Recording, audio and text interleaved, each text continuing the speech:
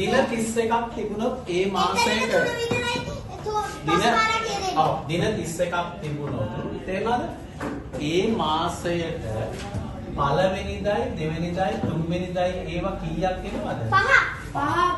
තේරෙනවද? අනිත් දවස් 4 වෙනි. 31ක් තියෙනවා නම් මාසයකට තේරෙනවද?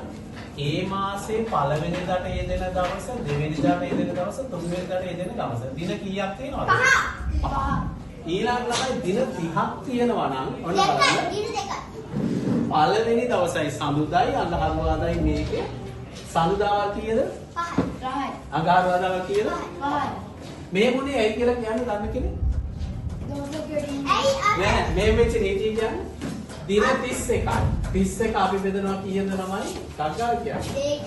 නෑ 31 බෙදනවා කීයද අපි? 7යි. 31 7ෙන් බෙදුවාම කීයද එන්නේ? 4යි. 28යි. ඉතින් වෙනවා කීයද? 3යි. 31 බෙදන්නේ 7යි. සතියකට දින 7නේ. එතකොට 3ක් ඉතිරි වෙනවා. ඒකට මෙන්න මේ ඉතිරි වෙන දින තුන මොකක් වෙනවද? වැඩි වෙනවා. තේරුණාද?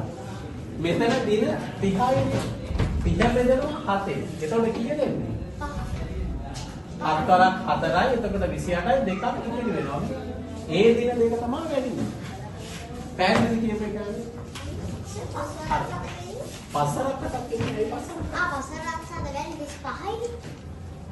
ළමයි දින 31 බෙදන්නේ 7ෙන් බෙදන්නේ. 7ෙන් බෙදුවාම 31ට 7ේම කීයද? 4යි. 28යි ඉතිරි වෙනවා කීයද? 3ක්. ඒ ඉතිරි දින තුන තමයි මේ වැඩිපුර දින තුන. තේරුණාද? ඒකයි මේ 1 2 3 යෙදෙන දවස් වැඩිපුර නිකුනේ.